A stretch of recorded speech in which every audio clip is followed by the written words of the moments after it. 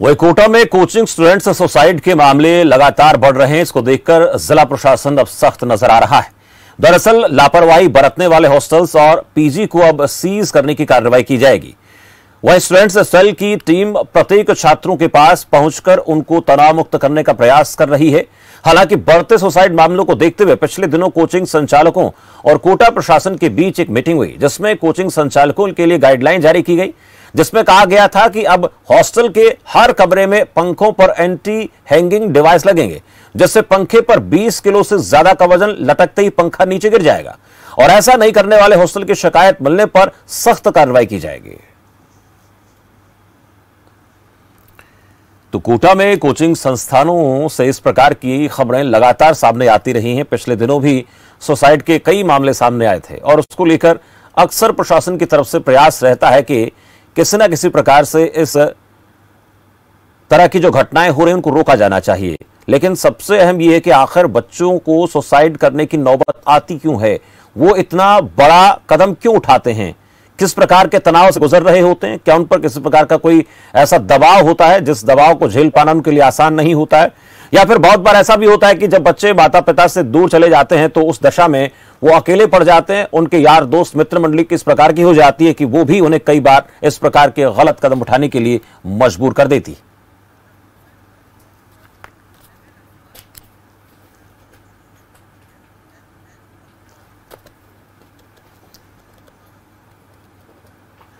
हमारे साथ डॉक्टर अमल अग्रवाल हैं, साइकेट्रिस्ट हैं, उनसे बातचीत करेंगे। अमल अग्रवाल हैं, उनसे इस विषय में बातचीत करेंगे। अग्रवाल साहब, बहुत स्वागत आपका खबर फास्ट पर। धन्यवाद। डॉक्टर साहब, एक बहुत मैं ये कहूं कि ऐसी खबर, बुरी खबर जो न सिर्फ एक माँ बाप के लिए बल्कि समाज के लिए भी घिनौना सच है कि बच्चों को तनाव में आकर सुसाइड करना पड़ता है, और वो भी इसलिए कि हम अक्सर देखते हैं कि उनके ऊपर कई प्रकार के बोझ लाद देते हैं, अपनी महत्वाकांक्षाओं को बोझ अपने बच्चों के माध्यम से पूरा करने का प्रयास करते हैं। इस बात में कितनी सच्चाई है और इसको अगर कोटा से जोड़कर देखा जाए तो कितना ये बात कारगर साबित होती है? देखिए, कुछ हद तक आप कह रहे हैं ये बात सही है कि कई बार कुछ पेरेंट्स होते हैं, सभी तो नहीं, कुछ पेरेंट्स होते हैं वो बच्चे का इंटरेस्ट और एप्टीट्यूड नहीं देते, उसकी रुचि और अभिरुचि नहीं देते, सब्जेक्ट दिला देते हैं, लेकिन ये जरूरी नहीं कि उसी वजह से सुसाइड होती है। जो आत्महत्याएं होती हैं, सुसाइड होती है, वो WHO का मानना है कि 90% में कहीं न कहीं मेंटल हेल्थ इश्यूज होते हैं। और मेंटल हेल्थ इश्यूज की जहाँ बात करें, जो मेजर मानसिक बीमारियां, इलनेस होती हैं, वो इसी उम्र में होती हैं। 18 यही उम्र होती है कैरियर बनाने की, वही 14 से 28 साल के बीच में इन बीमारियों का फर्स्ट ऑनसेट होता है। और यही जो बच्चे, कुछ बीमारियों का यहाँ आने के बाद में ऑनसेट हो जाता है, कुछ बच्चे जो वहाँ से ऑलरेडी बीमारी से ग्रस्त होते हैं वो भी यहाँ आ जाते हैं, और कई बार वो नॉन होते हैं, रिकॉग्नाइज होते हैं, कई बार अनरिकॉग्नाइज बीमारियां यहाँ लेके आ जाते हैं। और उनकी वजह से जब उनका सही मैनेजमेंट नहीं होता, सही काउंसलिंग नहीं होती, सही ट्रीटमेंट नहीं होता, पहचाना नहीं जाता, तो ये इस तरह के कदम उठा लेते हैं बच्चे। जैसे बहुत सारे बच्चे पहले से इन बीमारियों के कारण तनाव में चल रहे होते हैं और वो यहाँ आके उनके स्ट्रेस बढ़ जाता है, तो जो कंपनसेट बच्चे होते हैं वो प्रेसिपिटेट हो जाते हैं। तो ये भी एक बहुत बड़ा कारण है ऐसे बच्चों में इस तरह की बीमारी, जिसमें खासकर बाइपोलर डिप्रेशन है, स्किज़ोफ्रेनिया है, अल्कोहलिज्म है, सब्सटेंस अब्यूज डिसऑर्डर्स है, ये सब इनको लीड करते हैं और इस कारण से इसमें होती है। दूसरा, इसमें आजकल जो बड़ा इश्यू है, जो आते आते इस बार देखा गया, जो आते आते बच्चों में सुसाइड हो रही है, उसके अंदर जो मोबाइल की जो आदत पड़ गई है, इंटरनेट एडिक्शन हो गया, वो बहुत बड़ी बात है कि उसके बाद बच्चों को सेपरेशन एंजाइटी होती है, उसकी वजह से होता है। दूसरा, जो बच्चों का पहले तो पेरेंट्स से ही सेपरेशन एंजाइटी होती थी, कभी पेरेंट्स अलग नहीं रहे, पहली बार अलग रहे, कई बार बच्चे सेटल नहीं होते, कई बार पेरेंट्स सेटल नहीं होते, उसकी वजह से भी उनको तनाव होता है। दूसरा, आजकल एक स्टेटस बन गया है, बॉयफ्रेंड होना, गर्लफ्रेंड होना, छोटी छोटी क्लासेस से मैं देखने में आ रहा है। तो वो बच्चे जब यहाँ कोचिंग में एक का हो जाता है और दूसरे का एडमिशन यहाँ नहीं होता, वहीं रह जाता है, तो वो उस धीरे धीरे वो भी एक सेपरेशन एंजाइटी, वो भी एक उनकी कभी कभी लड़ाई हो जाती है, चैट बंद हो जाता है, कुछ बात से नाराज हो जाते हैं, उसको कोई डील करने वाला नहीं होता। वो भी एक बहुत बड़ा कारण आजकल उभर के आया है। फिर यहाँ पे आते हैं बच्चे, पहला टेस्ट होता है, बच्चे पूरे हिंदुस्तान की रैंकर्स अपने अपने स्कूल में जहाँ भी थे, बहुत सारे बच्चे शुरू से रैंक लाते रहते हैं। वो सारे रैंकर्स जब टॉपर्स हमारे हिंदुस्तान के यहाँ कोटा में आ जाएंगे, और जब टॉपर्स में पहला टेस्ट होता है तो बहुत सारे बच्चे नेचुरली पीछे जाएंगे, सब तो टॉप में नहीं आएंगे, जो पीछे जाते हैं और पहले टॉपर रहे, घर वाले सोचते हैं मेरा बच्चा तो बहुत इंटेलिजेंट था, कोटा में जाके उसको क्या हो गया, तो कुछ डांटते हैं, कुछ काउंसलिंग करते हैं, कुछ भी तनाव में आ जाते हैं। तो इस तरह के जो इश्यूज होते हैं वो भी बच्चे को तनाव की ओर ले जाते हैं। फिर पहले बच्चे को कभी भी एक दिन भी कभी अलग नहीं रखा, या कोई चीज सब्जी मंडी भी कोई सामान लाने, सब्जी लाने भी नहीं भेजा, और पहले बच्चे से कुछ काम नहीं किया, और यहाँ आके बच्चा सारे काम उसको मैनेज करना है, कोचिंग उसको मैनेज करना है, हॉस्टल उसको मैनेज करना है, दोस्तों को उसको, सोशल मीडिया को उसको मैनेज करना है, और कोचिंग के सारे टेस्ट वगैरह मैनेज करना है, पढ़ाई मैनेज करनी है, और बाहर बाजार का काम भी उसी को मैनेज करना है। तो सारे स्ट्रेस उस पर बढ़ जाता है एकदम से यहाँ के। वो कोचिंग का स्ट्रेस तो ऐड होता ही है, पर ये सारे जो पहले उसने कभी नहीं झेले वो स्ट्रेस भी यहाँ हो जाता है। और एक बच्चे को हम ना नहीं सिखाते आजकल, न्यूक्लियर फैमिली बच्चों की सारी डिमांड हम मानते हैं, और उनको ना कहना नहीं सिखाते, उनकी कोपिंग स्किल्स डेवलप नहीं होती। जब वो ना सुनता है, कम नंबर आते हैं, पहले टॉपर रहा है, कम नंबर आता है तो तनाव में आ जाता है। हमें उसको कोई भी चीज के लिए ना नहीं कहते, और बचपन से वो सीखता ही नहीं है, हर चीज की डिमांड पूरी करते हैं। पहले जॉइंट परिवार होते थे तो शेयरिंग होता था, चीजें ना भी हिसाब से मिलती थी।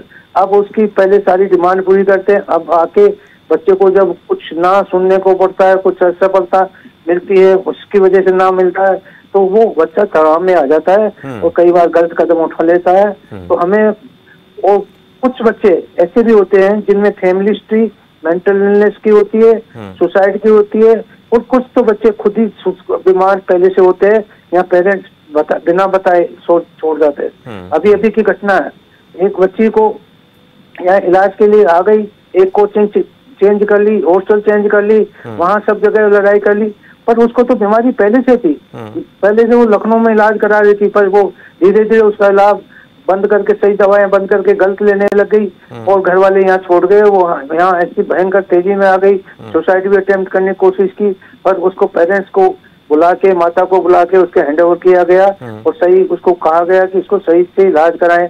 यदि ऐसे बच्चों को पहले से बता दिया जाए, और पहले से हॉस्टल वालों को, कोचिंग वालों को बता दिया, तो स्पेशल उनका ध्यान रखा जा सकता है, उसका इलाज का भी मैनेजमेंट किया जा सकता है ध्यान। तो ये ऐसी जो है उनको बिना कहे, बिना बताए, हॉस्टल वालों को, कोचिंग वालों को यहाँ नहीं छोड़ना चाहिए। पेरेंट्स की भी ये गलती है कि इस तरह जो ऑलरेडी नॉन बच्चा है, रिकॉग्नाइज्ड बच्चा है बाइपोलर डिसऑर्डर का, उसको यहाँ ऐसे छोड़ जाना बिना किसी को बताए, और न साथ में खुद, या खुद आके साथ रहो पेरेंट्स, जिससे उसको देख सके, मैनेज कर सकते, इलाज करा सकते, लेकिन ऐसा नहीं होता, वो अकेले ही उसको छोड़ के चले गए। और इस तरह की कई घटनाएं होती हैं जिनके बच्चे स्ट्रेस में आ जाते हैं। बिल्कुल, इस प्रकार की बहुत सारी घटनाएं डॉक्टर अग्रवाल बहुत लगातार सामने आ रही हैं। आपके पास आ रहा हूं, इस एक बीच एक सवाल में तेजपाल बग्गा हमारे संवाददाता हैं कोटा से, उनसे भी जरा जानना चाहता हूं। तेजपाल, जरा ये बताएं कि कोटा में जो सुसाइड बच्चे कर रहे हैं उनमें बड़ा कांड वहां पर क्या देख रहे हैं, क्या रिपोर्ट निकलकर सामने आ रही है, किस प्रकार की स्थिति वहां पर दिख रही है, और प्रशासनिक स्तर पर जो कदम उठाए जा रहे हैं या कोचिंग संस्थान जो कदम उठा रहे हैं वो कारगर सिद्ध हो रहे हैं कि नहीं हो रहे हैं? क्या क्या चीजें हिदायतें दी जाती हैं उनका पालन करने के लिए, और पालन किया जाता है कि नहीं किया जाता है? तेजपाल, आवाज सुन पा रहे हैं आप मेरी? चलिए, संपर्क तेजपाल के साथ नहीं हो पा रहा, दोबारा से जुड़ने का प्रयास करते हैं। डॉक्टर अग्रवाल, अब आपसे मैं जरा जानने का प्रयास करूंगा कि एक माँ बाप और एक टीचर, दो बहुत बड़े गाइड होते हैं एक बच्चे के। हालांकि वो जिस कोचिंग संस्थान में रहता है वहां पर किस प्रकार का एनवायरनमेंट है वो अलग विषय हो सकता है, लेकिन अगर ये बेहतर तरीके से बच्चे को डील करें, बहुत बार तो ये भी देखा गया कि माँ बाप खुद एकाकी जिंदगी जीने के लिए, अपने आप को सेपरेट रखने के लिए बच्चों को हॉस्टल में भेज देते हैं, जबकि जरूरत होती नहीं है। तो उस दशा में क्या किया जा सकता है? एक दूसरा कारण, जो बच्चा जहां कोचिंग ले रहा है वो ऑनलाइन ले रहा है। देखिए, ऑनलाइन कोचिंग की वजह से एक दिक्कत हुई है कि बच्चों के बीच में और टीचर के बीच में जो एक कनेक्शन होता था, खत्म हो गया है। वो इमोशनल जो एक लगाव था वो टूट गया है। उसको डेवलप करने की कितनी ज्यादा जरूरत नजर आती है, और माँ बाप की भूमिका को किस तरह से आप देखते हैं? हाँ नहीं, माँ बाप की भूमिका तो वहीं से चालू हो जाती है जब बच्चे को सब्जेक्ट देते हैं, उसका सिलेक्शन कराते हैं कि कौन सी ब्रांच में जाना है, तो वहीं उस बच्चे का उसकी रुचि को पहले इतने सालों से पहचान जाते हैं, बच्चा क्या चाहता है, उसकी बैठ के बात करें, बच्चा क्या बनना चाहता है, और उसके बाद में उसका एप्टीट्यूड देखते हैं, बच्चे के दिमाग कहाँ चलता है, उसके लिए कुछ साइकोलॉजिकल टेस्टिंग भी होती है, वो करवाएं, और उसके बाद में बच्चे को सिलेक्शन उसकी इच्छा के और रुचि और अभिरुचि के अनुसार सब्जेक्ट दिलाएं।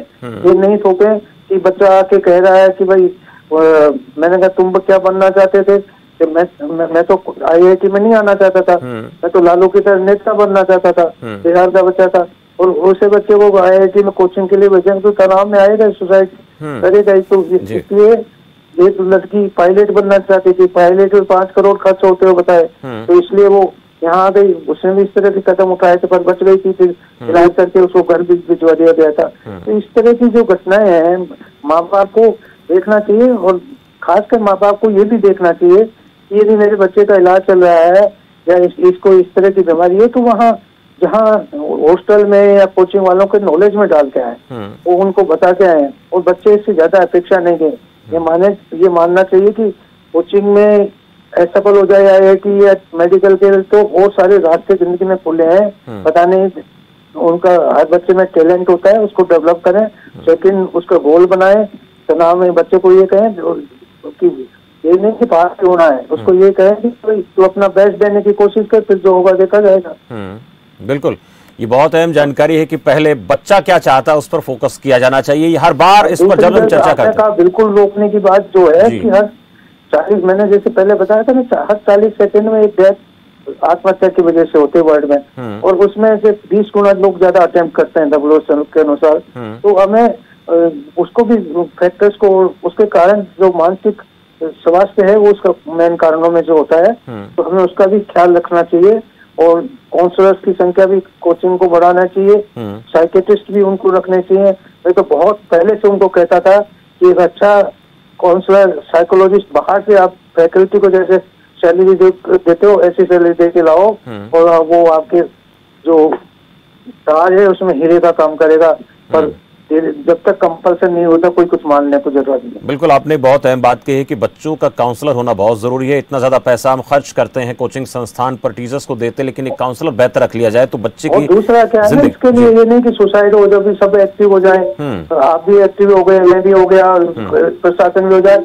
इसके लिए अभी मैं मीटिंग में बोला था, कंटिन्यूअस एफर्ट्स की जरूरत है, और सबको मिला के, हाथ मिला के काम करना है जी, लगातार प्रयास करने की जरूरत है। डॉक्टर अग्रवाल एक बात कर रहे हैं। ठीक है अग्रवाल साहब, मैं आपके पास लौटूंगा। एक सवाल तेजपाल बग्गा से कर लेता हूं। तेजपाल, अगर कोटा अकेले संस्थान की बात करें तो अनुमानित कितने बच्चे यहाँ पर कोचिंग लेने आते हैं? उनमें से सुसाइड के मामलों की जहां तक बात है तो दर्जनों मामले लगातार सामने आते हैं। फिलहाल जो कदम उठाए गए, उन कदमों में आप कुछ कारगरता पाते हैं? स्थितियां बदलती दिख रही हैं या फिर स्थितियां वही हैं जो पहले हुआ करती थी? शमशेर जी, यहाँ पे स्थिति सेम टू सेम है, कोई बदलाव नहीं है। प्रशासन द्वारा जितने भी कदम उठाए गए हैं वो नाकारा साबित हुए हैं, कुछ भी यहाँ पे बदल में नहीं आया है। इस माह 4 कोचिंग संस्थान के 4 बच्चों ने आत्महत्या की है। आत्महत्या करने के कारण एक जैसे ही है, सारे फांसी लगाकर मर रहे हैं, कोई कारण सामने नहीं आ रहा है। सबसे बड़ा कारण प्रशासन भी ये नहीं ढूंढ पा रहा है कि बच्चे किस तनाव में आकर आत्महत्या कर रहे हैं। बच्चों के माता पिता वहां से उनको पढ़ने के लिए भेजते हैं, जिसमें नए बच्चे जो कि जिनको कोटा में आए हुए 3 माह हुए हैं, सबसे ज्यादा वो आत्महत्या कर रहे हैं। उनके ऊपर दबाव किस बात का है, ये प्रशासन पता लगाने में नाकामयाब रहा है। वही विशेष जानकारी ये मिले, कोटा में सूखा नशा भी बदमाशों द्वारा, तस्करों द्वारा दिया जा रहा है। यहाँ पे तस्करी भी बहुत जबरदस्त रूप से हो रही है। पुलिस प्रशासन इसको लेकर बिल्कुल भी तैयारी में नहीं है कि ये नशे का कोई नशे की लत है जिसकी वजह से छात्र परेशान है, क्या कारण है, ये इनका पुलिस प्रशासन इसको समझ नहीं पा रहा है। जिला कलेक्टर द्वारा कई प्रयास किए गए हैं, परंतु वो सब नाकाम साबित हो रहे हैं। 2 दिन पूर्व भी बैठक बुलाई गई थी इनकी, परंतु वो इतनी कारगर साबित नहीं हुई। उसके बावजूद भी परसों एक छात्र जो कि बिहार के गया का निवासी था, उसने आत्महत्या कर ली। बिल्कुल, ये एक अहम जानकारी आपने और इसमें ऐड की कि नशा अपने आप कहीं ना कहीं किसी भी बच्चे को, किसी भी छात्र को गलत दिशा में ले जाने का काम करता है। और खुलेआम अगर बिकेगा, प्रशासन उस पर काम नहीं करेगा, तो ये जाहिर सी बात है कि उसमें एक संदेह पैदा होता है कि प्रशासन कहीं इस पूरे प्रकरण में उनके साथ तो नहीं मिला हुआ। इस पर भी विचार करने की जरूरत है और बच्चों के अभिभावकों को, माता पिता को अपने बच्चे की जरूरतें, उसकी इंटरेस्ट, उसकी रुचि के हिसाब से ही उसकी टीचिंग कराई जानी चाहिए। आज की चर्चा का निष्कर्ष निकलकर सामने आया। तेजपाल जी शुक्रिया, बग्गा साहब, डॉक्टर अग्रवाल साहब बहुत बहुत शुक्रिया आप सभी का चर्चा में जुड़ने के लिए।